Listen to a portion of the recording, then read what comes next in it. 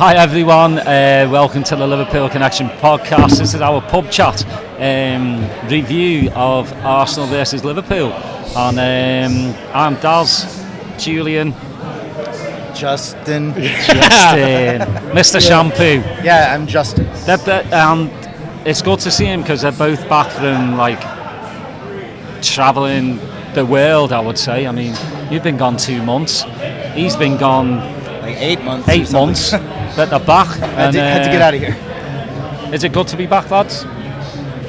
Yeah, dude, I missed, honestly, I mean, you go anywhere for 8 months outside of Texas, you will miss Tex-Mex. I don't know if you two have come over to the Tex-Mex side of enjoying Not really. a really nice chimichanga with queso. Uh-huh. These are the things that you've missed. That I missed. Yes. Wow. Honestly, I mean, well, you know, you too. It's good to be back. It's good to be at BD Riley's. Beautiful weather. We're coming towards the end of October and it's still stunning here. And good to be back at BD Riley's for a game against Arsenal where we didn't play great. But can we please give Mo Salah a new contract? Because yet again, while he wasn't involved in a lot of the game, he's still such an important player. And what a brilliant goal to equalise and make it 2-2. But well, I mean, what a guy. He equalled Fowler's goal-scoring record today. Yeah, unbelievable. For a winger, it's just madness. But that's why you have world-class players in your team like that. And I would say for Trent as well. Trent didn't play particularly well, but that pass and Nunes, again, you know, loved the lad to bits.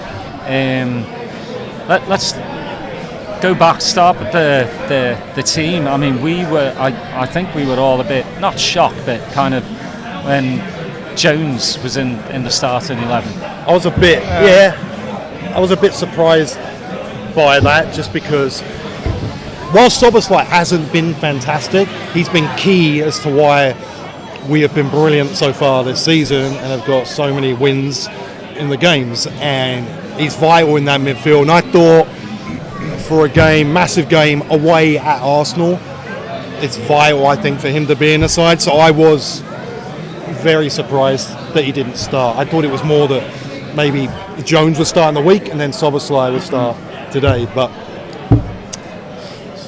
if I'm not mistaken, Szoboszlai, he played the whole match midweek, right? Yeah. So I mean, as soon as that happened, I mean, I knew he was never starting this. I mean, it is coming to the point to where the squad, with the little injuries we do have, it will start looking thin. We're playing twice a week now, and if you're an international player, you're playing twice a week, every week practically. I mean, when is the actual week-long breaking? And I don't know. I couldn't tell you. So I mean, the strength of the squad will tell.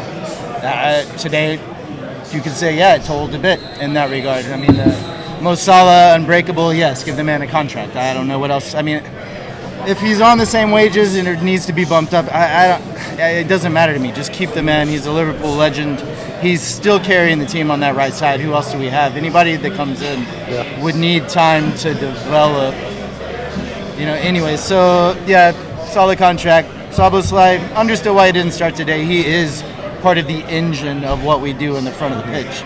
So he was going to be missed today. And I think Arsenal, they set up well. I mean, I think Arteta knew as well as I did that Szoboszlai wasn't going to start today. We would be missing that little bit of a run around in midfield as much as that. And that they could overload us, which at times, we just felt outnumbered in there.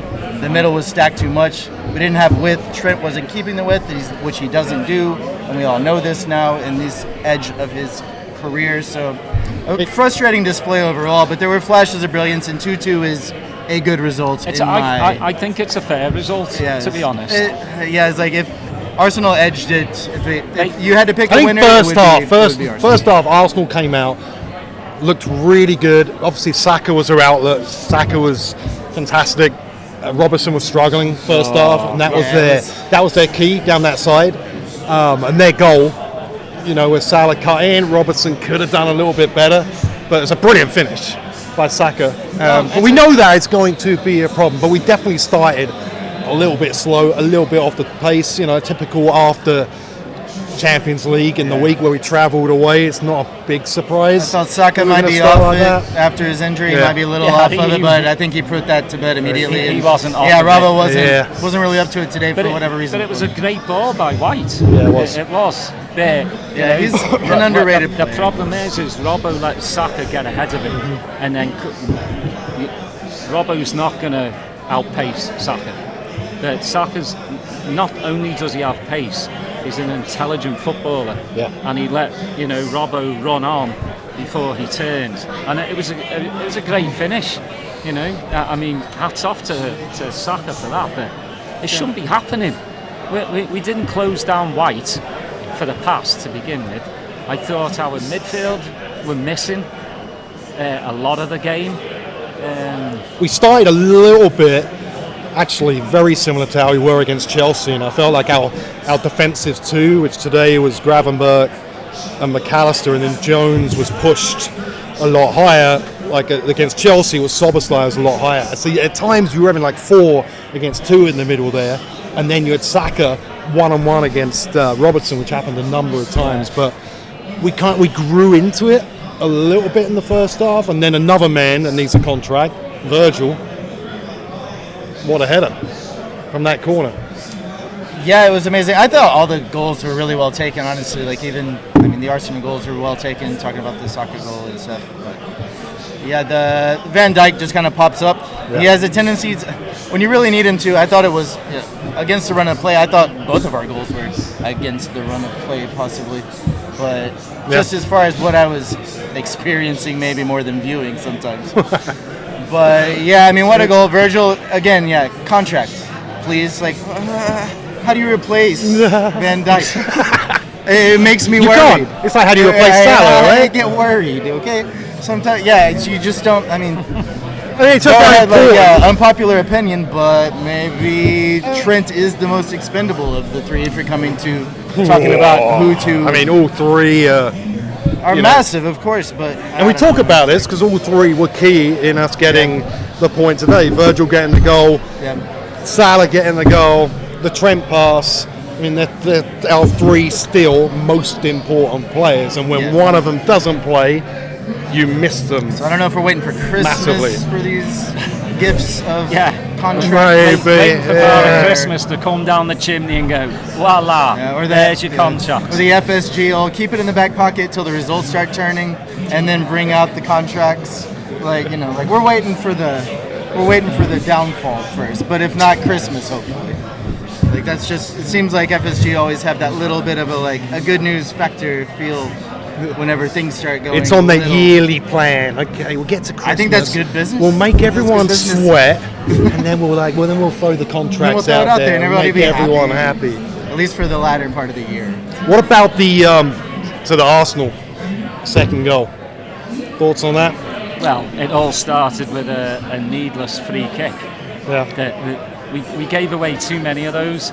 You never want to give Taylor the chance to give the opposition a free kick, and we're doing it all over the place. I thought Maka had a terrible game. I really do. He looked off the pace again. I don't know whether again you think with Maka is he he had that injury and he went to play for Argentina. Is that still going on? But he just looked way off the pace. He gave, again, a needless. It's been a long year. It's been a long year for McAllister. I mean, you don't go deep and win the Copa and not be a little strung out afterwards or whatever. And then right back into Liverpool, right into a new manager's tactics. It's like he's been brilliant. But yeah, I mean that's this. I feel like there are not machines, and this reckoning will come. And we do need an extra body in the midfield. I believe that is that really world-class talent. We've missed Harvey Elliott. I mean, probably for me, arguably the player of the preseason, really, having watched those matches, just the way he was coming into it and the way the slot was looking like he was really enjoying his football. I think we've missed him, really. I mean, and we'll never know, right? So the injury proneness or some of those injuries are just not coming at the right time, but whether we need to throw more bodies in there, purchase someone in January. That's happening for all teams, though. You saw Arsenal today. They're missing both of their starting centre backs. Yeah, you know, they are now. And City are without the world's best DM. You know, they're still. Yeah. I mean, City aren't playing very well either, but they're getting the results. And I think leaving the Emirates, like on my way here, I was like, we're winning this. I just felt good because of the past results. The end of the day, like I was telling you, I'm not deflated. That's a good result. That's the start of the slot reign. Like, I mean, Arteta's been there for years now. We didn't play well. At this stage of the season, and we've made a really good, actually an exceptional start. You know, we really have. 2-2 away, not playing well. Good, get in, get out. Good result, and we're heading now. We're heading into the biggest test so far. We are 2 games a week. It's going to be tough on the players, and now this is the first test for Slot in regards to rotation and dealing with niggles here and there, because that's what's going to happen. Right. So it's how do you deal with the squad and what you have, and where there might be some big matches. You know, I mean, we have obviously a game midweek, and we have Brighton at the weekend. You know, how do you keep the squad where everyone is 100% and they are ready to play, that you might have to make big decisions leaving out one of your top players just because they're playing so much. I think Trent apparently has a niggle or something at the moment. He has a knock, but he's playing through it. But what about second half of today's game against Arsenal? I thought we started pretty well, actually. I thought second half we were a lot better overall. Yeah, I thought we were a much better second half, but still, the amount of space that we gave Arsenal, especially on the wings, Martinelli was just having a field day, you know, and Trossard was overloading that right side for us, for Trent. I thought Ibu was our man of the match. I thought he was everywhere, and I thought he did a fantastic job. But yeah, I mean, there was 10-minute spells here and there when we were playing really well, but then there was 10-15 minute spells where we were just. Wouldn't you say that was like more after we made the 3 subs? Because I thought we controlled most of the second half, and then the subs kind of changed it a little bit and gave Arsenal back in. But I do think overall we were a lot more compact, and we controlled it second half. I think it's always tough when you change the team that much. Yeah, it is. And you put 3 subs on. Yeah, it does make an impact. The dynamics of the team kind of go, but it kind of needed to be made. Well, it worked. We scored after it. So I'm surprised Nunes was the one to stay on, to be honest. Yeah. I thought Diaz would stay on and Gakpo would go, you know, into Nunes' position. But I thought Gakpo played really well. He kind of was going at him. Yeah. I mean, Arsenal didn't really have that many chances, and obviously neither did we. It's just one of those where you just go a point, we take it, we move on. It's 2 very good sides, and it's a fair result. And I'd say they'll be more disappointed than us, because 100%. They're at home after losing last week. 3 points, I think, was massive for them today, and I think come out of a draw, they'll be. Now they're what? 5 points, 4 or 5. Yeah, I'd have to look at it, but City. It's. I mean, they're up there, so it's definitely a better result for us than them. This stretch for us is pivotal. I'm worried about the squad depth ultimately, and any sorts of injuries. It's just the game load. I mean, it just felt so, it was much more manageable years ago, and now it is a lot, man. And so if you don't have those really top class players in there, I'm excited. We'll see what happens midweek we have to go we have to play the kids in the cup. I mean, right? I mean, it has to. There has to be we sold them all in the summer, didn't we? We're gonna be. We still got it. We got. It's Brighton, but they're more looking at a cup run than. They're pretty high up in the European, so maybe they're in the places in the league. I haven't looked at it actually. Maybe they're more interested in their league place. Who are we playing the week? Brighton. And then at the weekend. Brighton away, Brighton in the cup, and then Brighton. And then Brighton at home, right? Yeah. It's both of them. So they might as well meet in the middle. Well, I think it's good. Was Bradley on the bench today? I think he was, yeah. So Bradley will probably start midweek. I would think Endo gets given a chance. Gomez. Kwanzaa. Jaros. I just wonder if there's any. Yeah, it's like if there's the academy around the like Trey Nioni, where like, he looked so good in preseason. Like I thought he might be that little bit of the dark horse to be on the bench all the time, kind of. Like Slot really seemed to fancy him in preseason. It'll be interesting to see how Slot treats the tournament. If he goes still fairly strong, he obviously rests a few players, or if he really goes he has to. For me, he goes needs to for change some youngsters things. as well. I think because he has to as well. haven't seen enough of the changing thing. It was the thing that Klopp came to the realization of. We can't just trot out the best players. It took him a while though, didn't it? It took him a few seasons before that. It does not work that way. Like I would love to. I think Núñez is a player that needs a run. I would like to see Núñez start again, right? Because he scored in the Champions League. He had an assist today.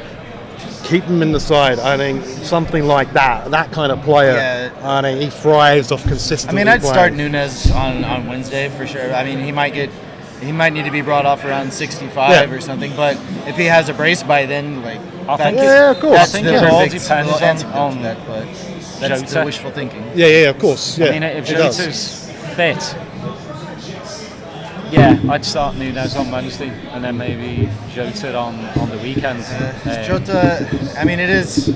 I love Diogo Jota, but he is injury prone. We have seen the way just his playing style is a bit reckless. He throws himself into things. I can't argue with him getting wrestled down for his injury. Then but 165 his record, his injury record isn't that great, and so an out of form Núñez, which I wouldn't say that he's in the greatest form of his life right now, Núñez.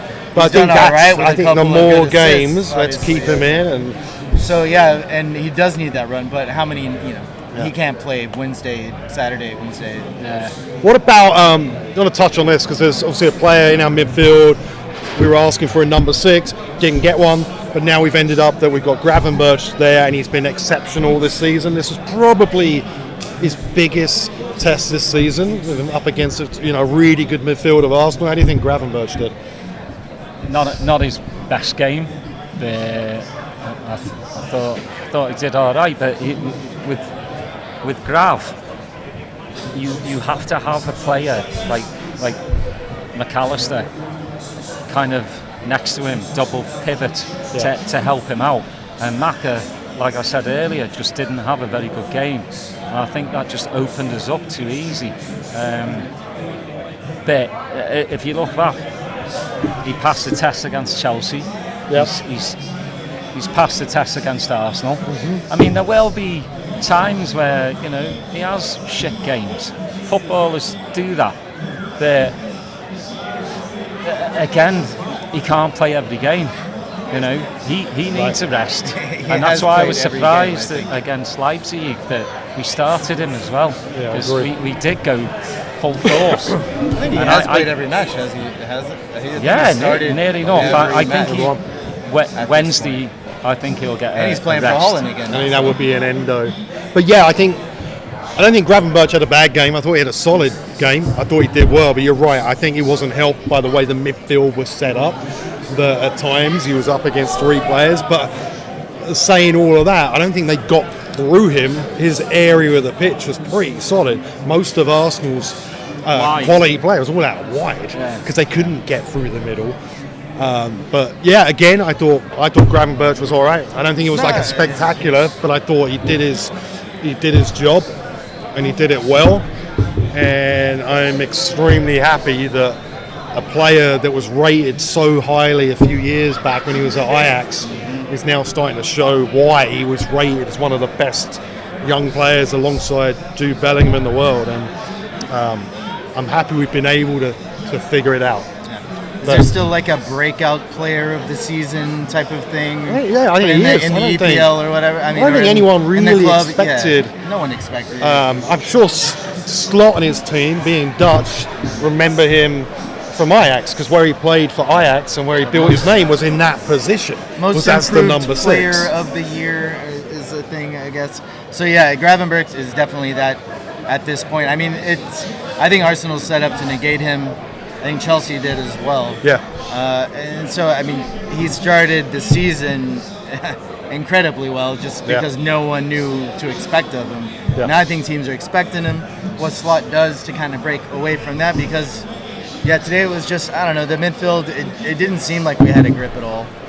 It seemed like we were bypassing the midfield a lot when it came to just getting it out of our half. Yeah. And that doesn't bode well in that way. Like how, I have to go back and really look at the match to see exactly what Arsenal were doing. And this is all like on fields right now. It felt like we were overrunning there. At all, really. And I think that's why you do see him like running all the way back to help out. He stayed on side. Unlike Mbappe yesterday, did you see that? The Real Madrid-Barcelona game? Mbappe was offside like 8 times, and we could have wound up with that guy. Nobody will really call him out, Yeah. But again, I just thought he was solid today. We're a bit short of quality today. But 2-2, like I said, 2-2. Fair result. You rely on your world-class players, don't you, in games like that? And that's what Salah has been Virgil. from the beginning of the season. Get them signed. Get them signed. Trent, Virgil, Salah. I mean, are we going to do all 3? Do you think we'll really do all 3 at this point? I don't know. You would hope so. Now, will we? I'd be surprised if we did Virgil and Salah, 2 of our back 4, and gave them bumper contracts. Yeah. But still, any one of those 3 you lose, it's a massive loss, right? It's a huge loss, all of them. Which is why it's everyone's talking about it, as they should be talking about it, because they're 3 most important players. Yeah, for me, you sign them all up and then deal with the fallout later, because it's 3 pillars of Liverpool Football Club. I mean, you take if you just kick one of those away, it creates a massive hole. Well, in the age, Virgil, the way he plays as well. Virgil's a centre back, has a good 3-4 top. Yeah, he's laying good, not in the impacted performance seasons to go, right? I mean, and who's better? Who would you take? I don't know who's available. Salah. He did his knee and he's come back from it. He took about a year and a half to come back, but now it looks like it's.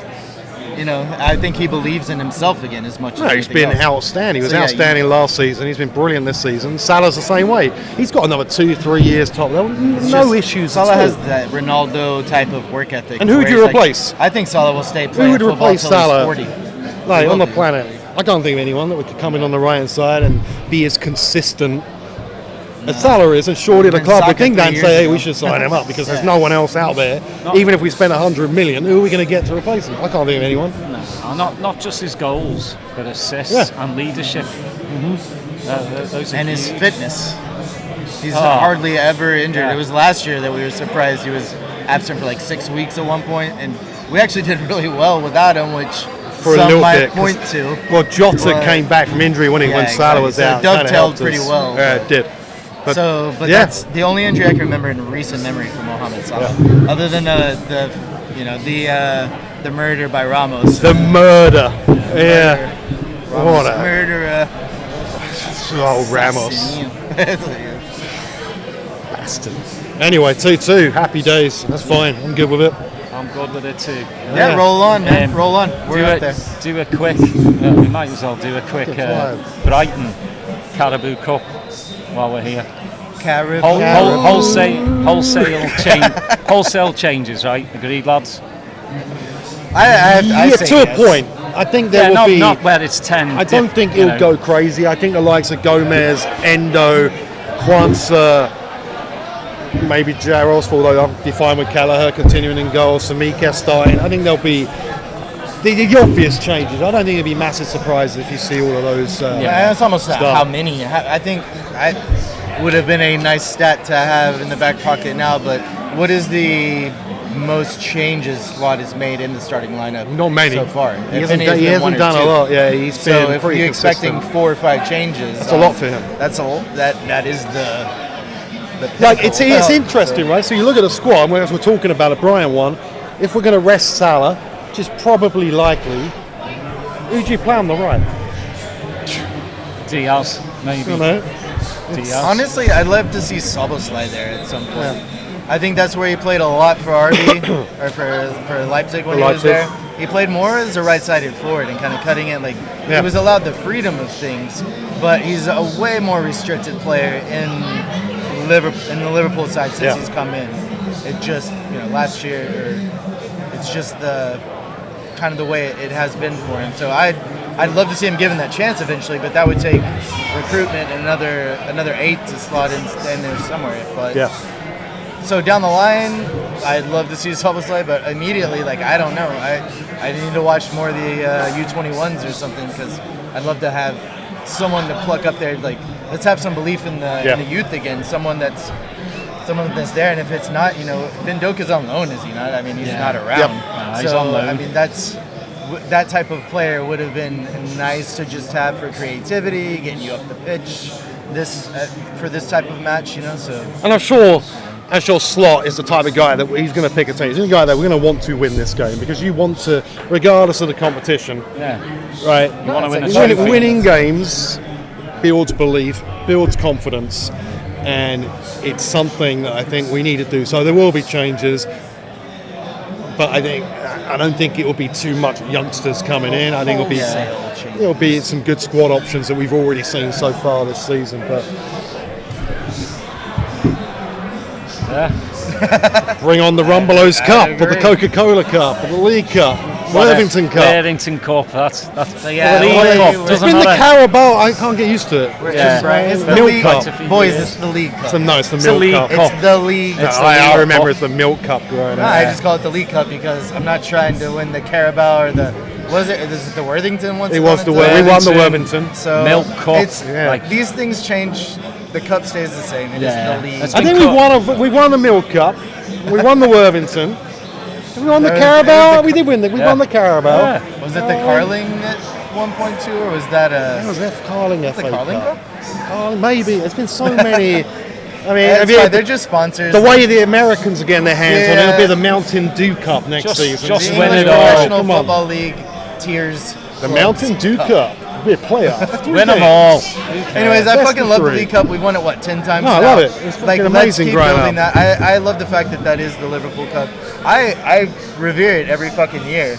It's just at this point, the way that everything is shaping up international, they just keep adding matches, so it takes away from that. I can't justify it anymore. That type of run. It has to be the kids getting you to the final like it was last year, and then you go on and get it. And that's a one-off, It's kind of disappointing that way, but if you view it from that, one less cup, it's the kids' cup, then it's still worth winning in that way. Always worth winning any game. Well, all right. We're almost close to 50k subscribers, which is insane. Again, started this 4 years ago and didn't think it would. Just doing it for shits and giggles. Now we're just doing it for shits. And giggles with Man United lose. That's always good. Lots of giggles with them. But we're pretty close. So thanks everyone for subscribing, tuning in, and really appreciate it. Everyone that's come on the show and been a guest, really appreciate it. So keep listening, keep subscribing, put your notifications on, and all that good stuff. And we'll see you later. Up the Reds. Cheers.